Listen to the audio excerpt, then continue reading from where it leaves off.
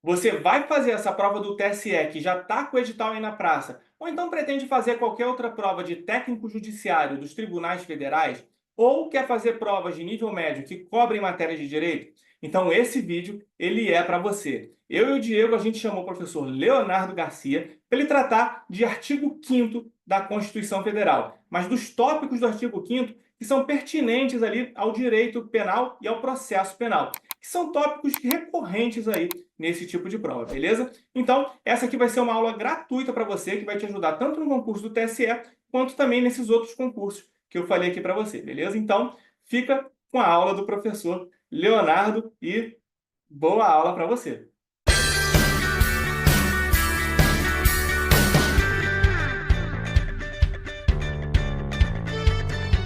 Olá, meus amigos, tudo bem com vocês? Sejam todos mais uma vez muito bem-vindos ao canal Mente de Concurseiro. Eu não canso de dizer que para mim é um privilégio, uma honra fazer parte dessa equipe que está aí sempre junto com os concurseiros, caminhando de mão dada, oferecendo o que há de melhor, até a aprovação, né, do tão sonhado cargo público. E eu fico muito feliz de estar aqui contribuindo, pelo menos um pouquinho, aí na trajetória dos senhores, em busca desse sonho. Então, deixo aqui registrado o meu muito obrigado, tá? É um privilégio e uma honra estar aqui com vocês. Pessoal, hoje o que eu preparei para a nossa aula é a Constituição Federal, a nossa Constituição de 88, nos seus aspectos penais e processuais penais. Eu trouxe aqui, nós vamos bater um papo, nós vamos conversar aqui, dos princípios trazidos pela Constituição Federal, muitos deles ali do artigo 5º da nossa Carta Política, que vão linkar com o direito penal e com o processo penal. Moçada, a Constituição Federal é a lei das leis. Alguns doutrinadores costumam dizer, acertadamente, né, que a Constituição é a mãe de todas as leis. Então, se uma norma, uma lei, um ato infraconstitucional contrariar a nossa Constituição, certamente será considerado inconstitucional. Porque qualquer lei, qualquer ato normativo, se for contrária aos preceitos da nossa Constituição, ele será inválido. Como eu disse, será considerado inconstitucional. Só que nós vamos perceber que a Constituição, ao trazer ali os direitos e garantias fundamentais, ao trazer as suas normas, os seus preceitos e os seus princípios, ela muitas das vezes necessita de complementação, ela necessita de regulamentação para que tais normas tenham efetividade no mundo jurídico. Então, a Constituição ela vai se valer de leis infraconstitucionais, ou seja, estão abaixo da Constituição, para fazer valer a sua imposição, os seus princípios, as suas normas. Ela precisa disso. E hoje nós vamos conversar e nós vamos tratar aqui sobre essas condições que linkam com o direito penal e com o processo penal. A Constituição, o direito constitucional, ele está ali comandando o nosso setor jurídico. E como eu disse, o que for contrário a ela será considerado inválido, inconstitucional. Então, como a Constituição ela precisa do direito penal para se valer dos seus mandamentos, ela também necessita do direito processual penal. Ela precisa do Código Civil, do Código de Processo Civil, do Código de Consumidor, para colocar em prática, para efetivar os seus mandamentos. E o que eu vou linkar aqui hoje com vocês é exatamente isso. É o que a Constituição traz e qual é a forma que determinado mandamento é efetivado pelo direito penal e pelo processo penal, que são as matérias em que eu ministro minhas aulas. E isso é de suma importância para qualquer concurso que você for prestar que caia a área jurídica. Você tem que ter essa noção de Constituição. O que ela significa? O que ela faz? O que ela almeja? O que ela estipula? Claro que nesta aula, dentro do direito penal e do processo penal. Beleza? Antes de passarmos efetivamente ali para os slides que eu preparei para vocês, fazer esse link com essas duas matérias, eu tenho que esclarecer que a Constituição, ela é simplesmente lotada de princípios, de regras fundamentais.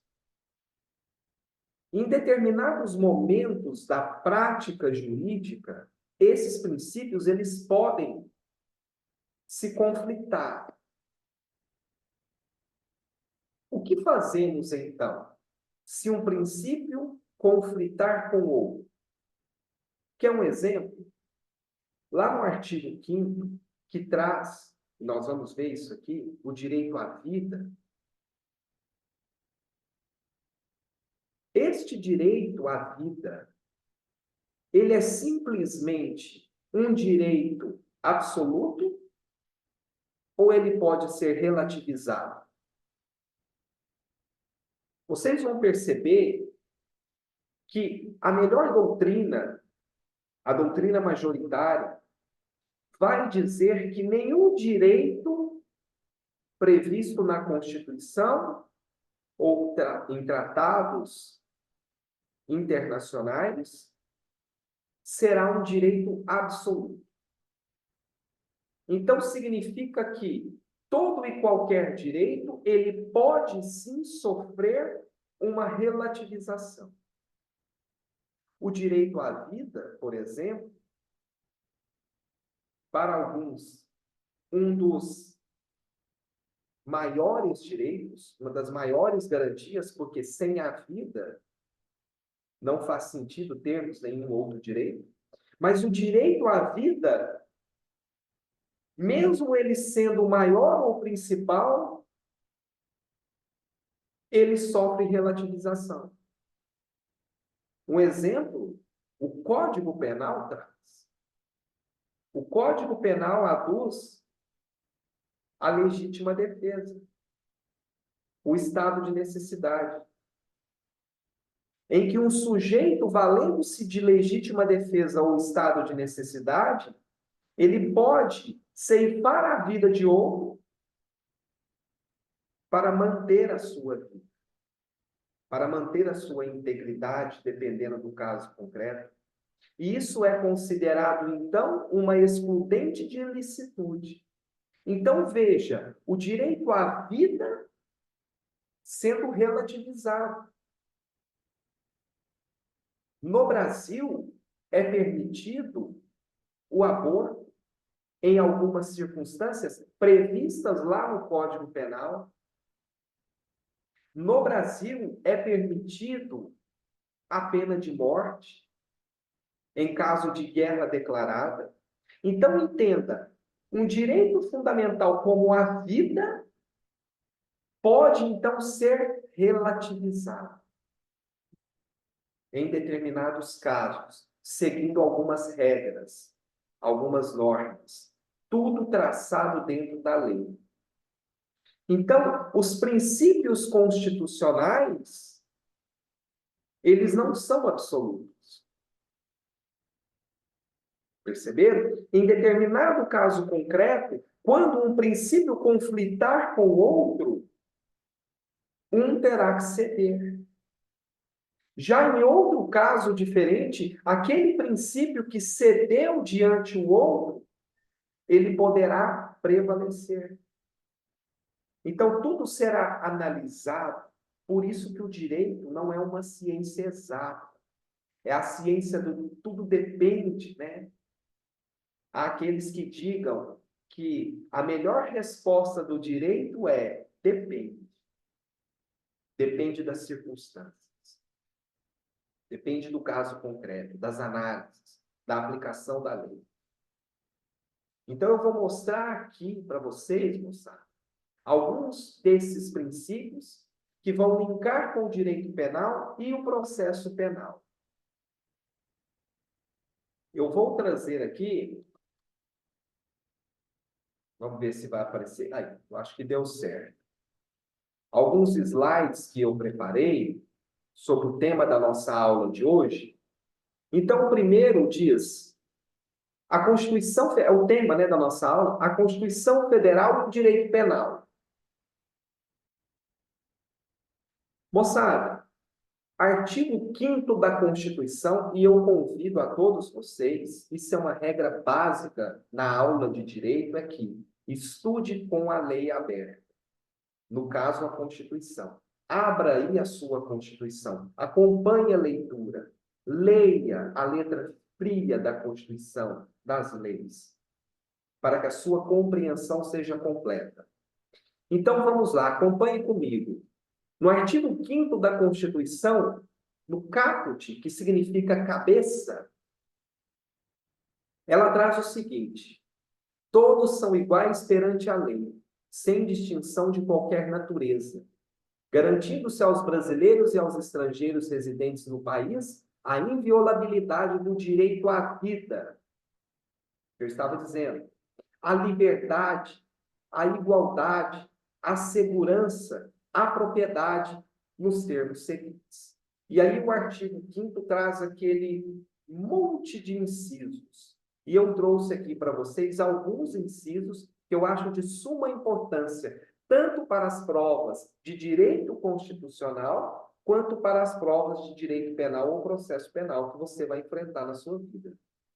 Você tem que ler esses incisos e entender a sua razão de ser, linkando sempre direito constitucional, direito penal, processo penal, direito constitucional, direito civil, processo civil, direito constitucional, leis penais especiais.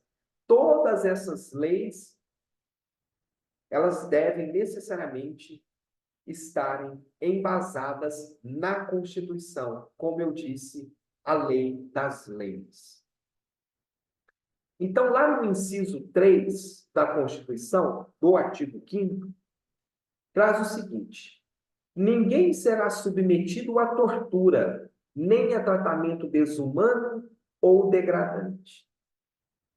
Então, perceba que a Constituição, ela trouxe um mandamento, qual seja, ninguém será submetido à tortura, nem a tratamento desumano ou degradante. Agora, se vira leis infraconstitucionais para colocar isso em prática, para fazer valer isso. É por causa deste mandamento que nós temos a Lei 9455 de 97. É a lei que define os crimes de tortura. Porque o que adianta a Constituição dizer ninguém será submetido à tortura, nem a tratamento desumano ou degradante, se não tivermos uma lei que regulamente isso? Entende? Então, a Lei 9455 vai trazer os crimes de tortura para aqueles que praticam esse crime, trazendo sanções, trazendo suas penas, trazendo seus crimes. Então, é o direito penal, é uma lei, neste caso, né, uma lei penal, tendo seu embasamento lá na Constituição, como deve ser. E eu chamo a atenção também que este tema, tortura, ele é tão caro, ele é tão precioso para a nossa Constituição de 88, que ela continuou a tratar desse tema lá no inciso 43, quando ela aduz: a lei considerará crimes inafiançáveis e insuscetíveis de graça ou anistia a prática da tortura, o tráfico ilícito de entorpecentes e drogas afins, o terrorismo e os definidos como crimes hediondos, por eles respondendo os mandantes, os executores e os que, podendo evitá-los, se omitirem. Então, a Constituição Federal, ao trazer estes incisos, né, o inciso 3, o inciso 43, ela está tornando, ela está inibindo, então, o crime de tortura, a tortura, o tratamento desumano ou degradante. A nossa Constituição é de 88. Nós tivemos ditadura no nosso país. Então, é por isso que este tema está na nossa Constituição, para que não volte a acontecer as atrocidades que porventura aconteceram. Então, com estes incisos, a Constituição ela visa proteger a dignidade da pessoa humana, bem como a sua integridade física e psíquica. A Constituição está protegendo, ela está abarcando, ela está trazendo uma norma de eficácia limitada, porque ela precisa de uma regulamentação. Por isso que nós temos uma lei, então, infraconstitucional, regulamentando este tema. Percebeu o link? Então, quando lemos a Lei 9455 de 97, que define, né, os crimes de tortura, que por muitos chamam de lei de tortura, nós temos que imediatamente fazer essa ligação, falar, opa, o que a Constituição diz sobre isso? A Constituição está protegendo isso. Foi a Constituição que mandou esta proteção. E lembra que eu disse a vocês sobre nenhum direito seria, então, considerado um direito absoluto, como diz a maior parte da doutrina. Se nenhum direito, então, não será considerado absoluto, ele pode sofrer relativização. Eu faço uma pergunta a você, intrigante. O direito, então, a não ser submetido à tortura, ele é absoluto ou ele é relativizado? Já que eu disse que grande parte da doutrina aduz que nenhum direito será considerado absoluto. Então, o direito a não ser submetido à tortura não seria um direito absoluto, porque se dissermos que a vedação à tortura pode ser relativizada, eu estou dizendo que, então, em determinados casos, pode-se praticar a tortura? E aí? Moçada, existe uma teoria, essa teoria, eu já adianto, ela não é muito bem-vinda aqui no Brasil, ela não é muito bem discutida aqui no nosso país, mas ela é bem trabalhada nos Estados Unidos, em Portugal também, eu acredito, que é a teoria do cenário da bomba relógio. O que vem a ser essa teoria? Imagine a seguinte situação. Você tem um terrorista que ele expõe em determinado local uma fala sua ou uma atitude sua dizendo que em um local cheio de gente, abarrotado de pessoas, ele escondeu uma bomba relógio. E que num prazo de 24 horas, essa bomba irá explodir e certamente matará centenas ou milhares de pessoas. Só que ninguém sabe aonde está essa bomba. O que se sabe é que em 24 horas essa bomba explodirá. Pergunta: vale torturar esse cara para salvar centenas ou milhares de pessoas? E aí? Então, neste caso, se dissermos que nessa situação é possível utilizar a tortura para que ele conte aonde está a bomba para salvarmos milhares de pessoas. Então, nós estamos dizendo que é verdade, nenhum direito pode ser absoluto. Ele pode, então, ser relativizado. E, neste caso, ele será relativizado. Há alguns doutrinadores que defendem essa posição.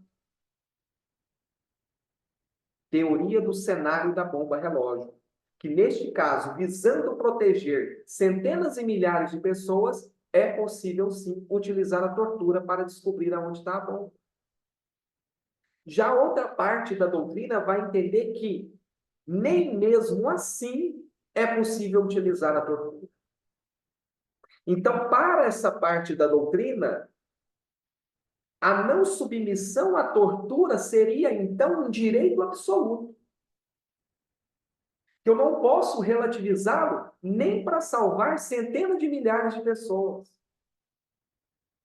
Porque esta parte da doutrina vai trazer como argumentação de que isso, então, abriria precedentes para que futuramente a tortura fosse utilizada para um outro caso. Entende o ponto de vista? Então, parte de doutrinadores, volto a dizer, isso não é muito bem esclarecido nem discutido aqui no Brasil, tá? Mas parte de doutrinadores vão dizer que, neste caso, sim, é possível utilizar a tortura. Enquanto outros dizem, não, neste caso, nem neste caso é possível utilizar a tortura. Então, a tortura chegaria bem próximo a um direito absoluto. Tá bom? Vamos para mais um inciso que tem a ver com a nossa matéria. Inciso 10 do artigo 5º da Constituição Federal. Ele vai dizer o seguinte: são invioláveis a intimidade, a vida privada, a honra e a imagem das pessoas, assegurado o direito à indenização pelo dano material ou moral decorrente de sua violação. Moçada, quando nós falamos nos crimes contra a honra que estão previstos lá no Código Penal, difamação, injúria, calúnia, esses crimes têm razão de ser por causa desse dispositivo da Constituição, onde ela está dizendo são invioláveis a intimidade, a vida privada e a honra. Então, por isso que nós temos estes três crimes, os crimes contra a honra. É o direito penal protegendo este bem jurídico que a própria Constituição diz ser importante. A própria Constituição diz ser inviolável. Mas lembrando que não é um direito absoluto. Então, nós podemos relativizar a vida privada, a honra e a intimidade? É claro que podemos, para cumprir um mandado de busca e apreensão. Olha o processo penal aí. Para uma interceptação telefônica. Isso tudo nós estamos relativizando o direito à intimidade, à vida privada e à honra. Percebeu? O que tem que ficar claro é que a Constituição traz o direito. e é considerado um direito fundamental. Ele é muito caro para a vida em sociedade. E esse direito ele é regulamentado, ele é esquematizado pelo Código Penal, pelo Código de Processo Penal. Entende isso? Eu até coloquei aqui para vocês. O direito penal é chamado para proteger a intimidade, a privacidade e a honra das pessoas. É como se a Constituição dissesse: direito penal, eu estou trazendo esta proteção. Agora me ajude, regulamente. E o direito penal vem e traz as figuras criminosas. Certo? Vamos para mais uma? Vamos lá. Inciso 11 do artigo 5º da Constituição. A casa é asilo inviolável do indivíduo. Ninguém nela podendo penetrar sem consentimento do morador, salvo em caso de flagrante delito ou desastre, ou para prestar socorro, ou durante o dia por determinação judicial. Aqui, então, nós temos uma norma de direito processual penal. Por quê? Quando a Constituição ela traz que a casa é um asilo inviolável do indivíduo, ela está protegendo a sua, a minha, a nossa residência. E a forma dela proteger é trazendo que ninguém nela, a casa, a residência, ninguém nela pode penetrar sem o nosso consentimento.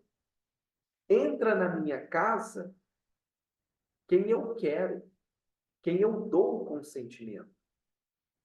E se alguém entrar aqui sem o meu consentimento, responderá por um crime, como, por exemplo, invasão de domicílio. Não tinha o meu consentimento.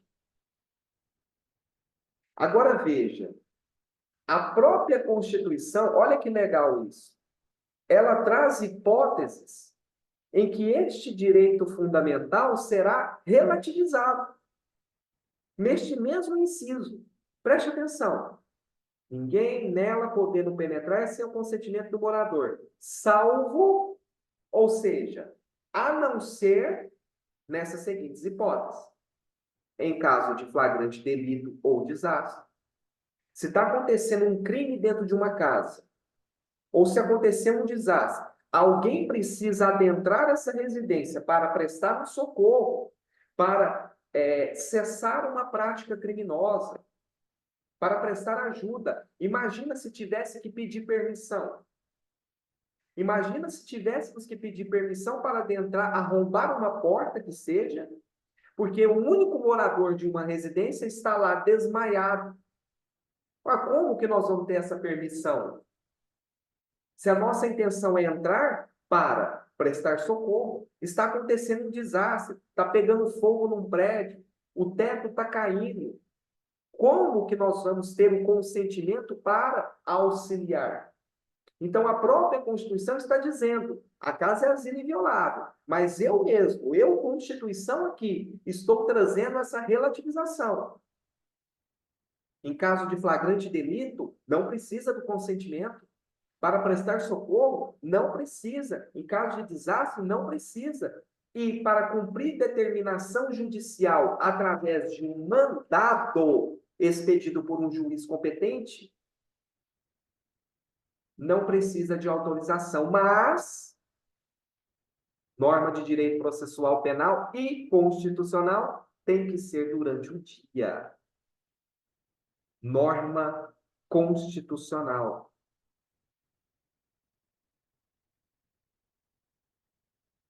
Percebeu o inciso 11 aí, que ele traz um direito e ele mesmo relativiza. Aí vem o processo penal e regulamenta isso.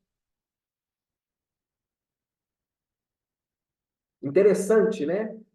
Legal isso aqui. Vamos para o próximo? Inciso 39. Não há crime sem lei anterior que o defina, nem pena sem prévia combinação legal. Moçada, isso aqui é a Constituição falando diretamente com o direito penal. É uma ligação direta com o direito penal. Porque ela está falando de crime. Quem regulamenta, quem cuida dos crimes no nosso ordenamento jurídico? O direito penal. As ciências criminais. As leis penais.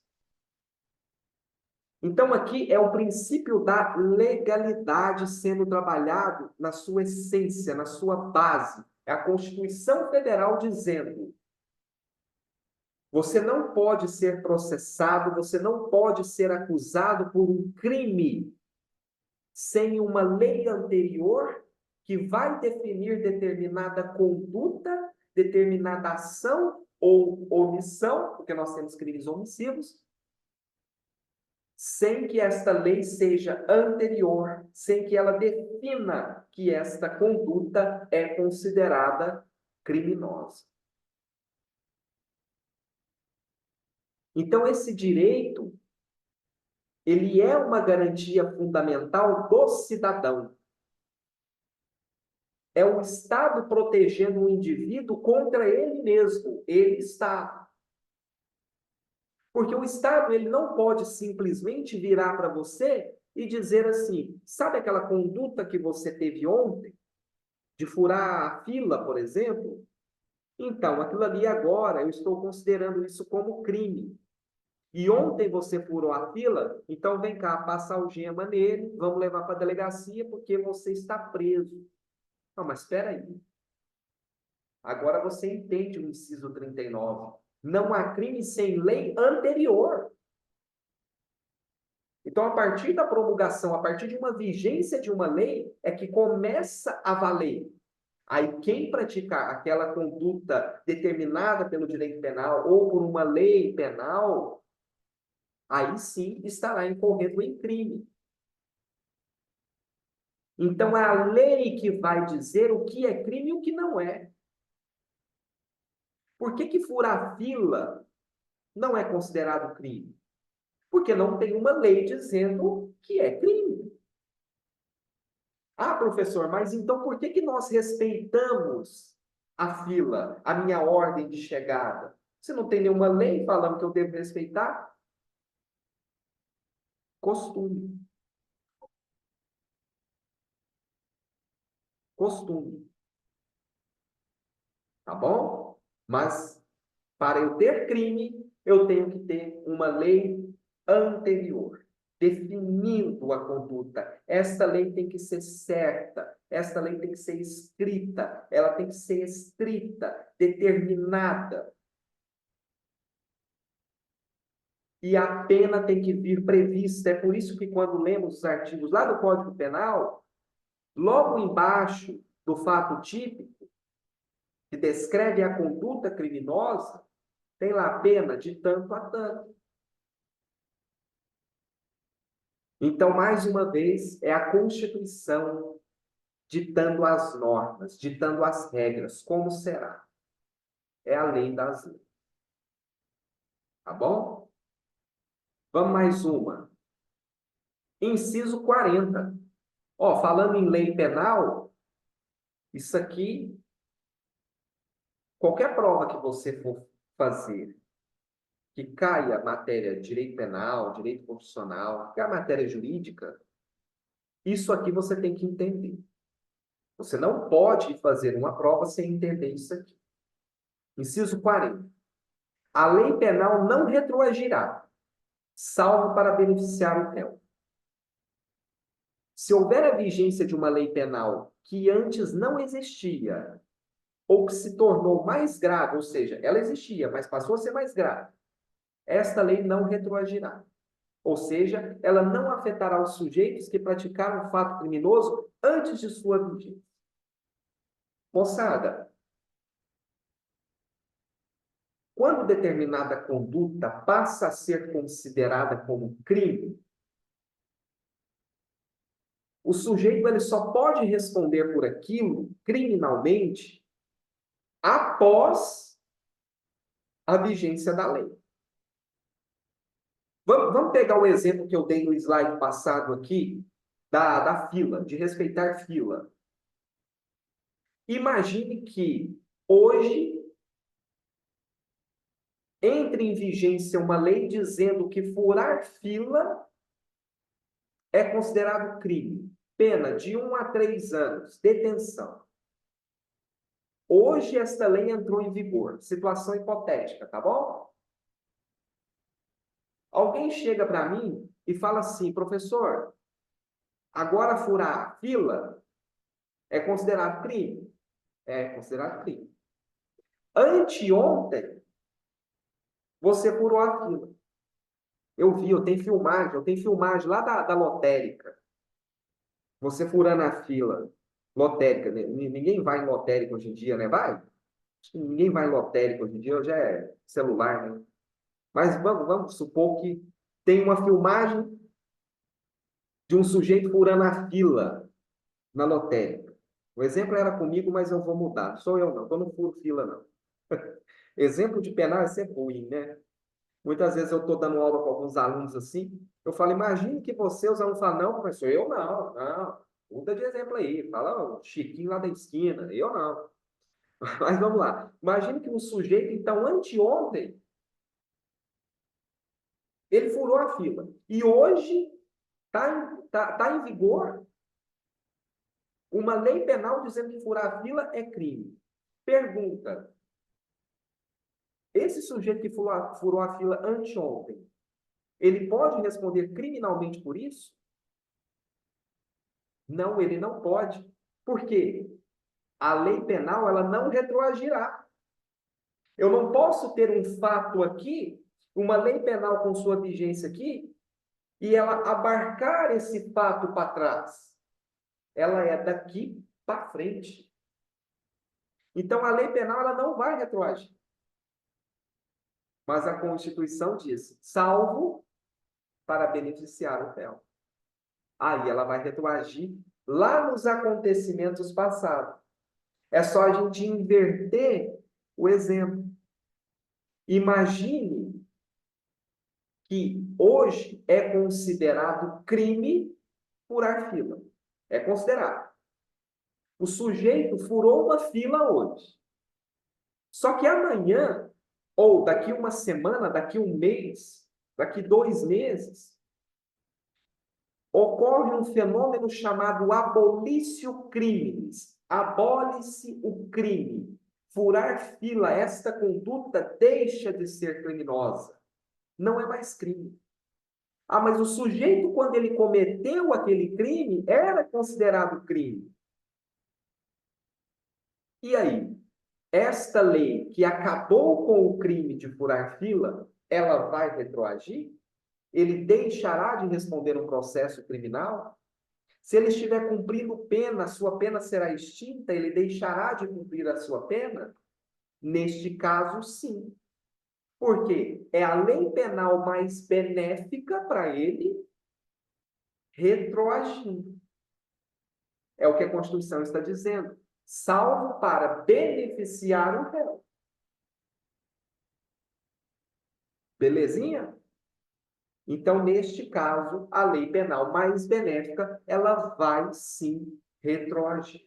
Mandamento constitucional.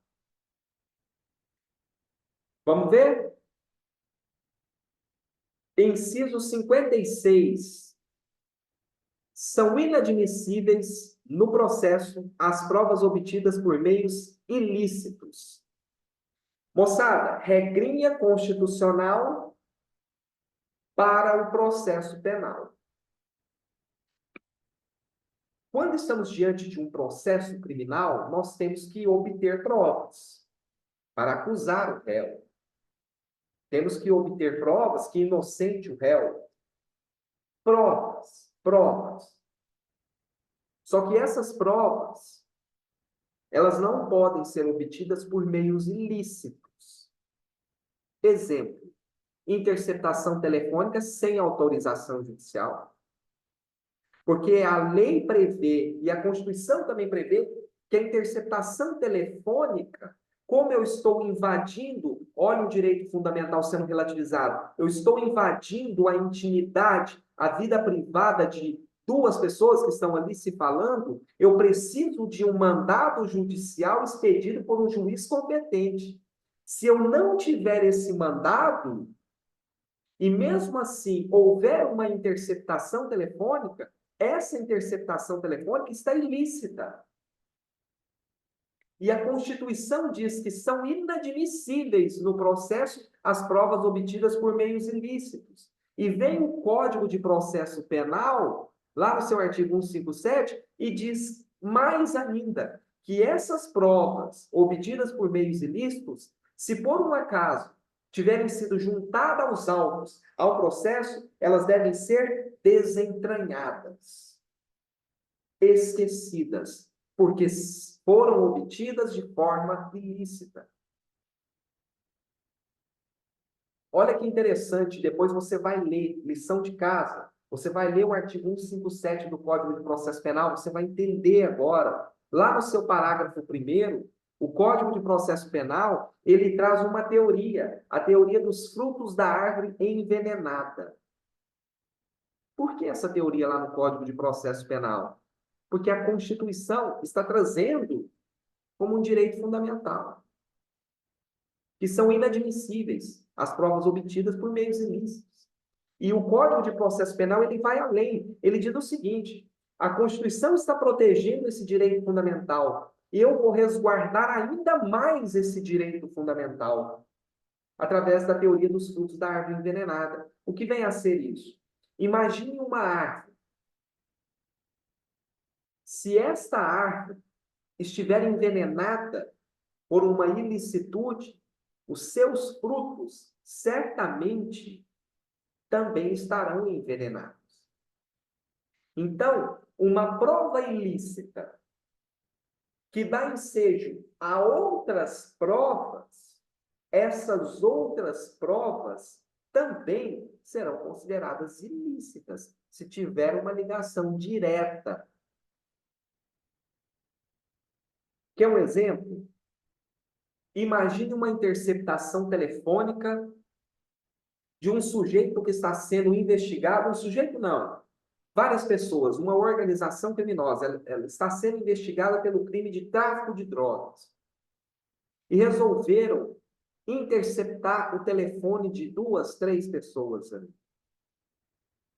Só que essa interceptação telefônica, ela foi obtida sem autorização judicial. Pergunta que você já sabe responder a essa altura do campeonato. Isso é uma prova lícita ou ilícita? Ilícita. Sem autorização judicial, poxa, é inadmissível. Pois bem, essa interceptação está rolando para a investigação relativa ao tráfico de drogas. Só que ali, a polícia capta a conversa dos integrantes da organização criminosa, confessando de forma contumaz que eles estavam também envolvidos em alguns homicídios. Veja, tráfico de drogas, homicídio. Ninguém sabia de homicídio. A polícia não estava os investigando por causa de homicídio, mas sim pelo tráfico de drogas. Esta prova, com relação às confissões do homicídio, certamente elas estarão envenenadas. Elas estarão contaminadas. Por quê? Teoria dos frutos da árvore envenenada. A interceptação telefônica estava ilícita, estava ilegal.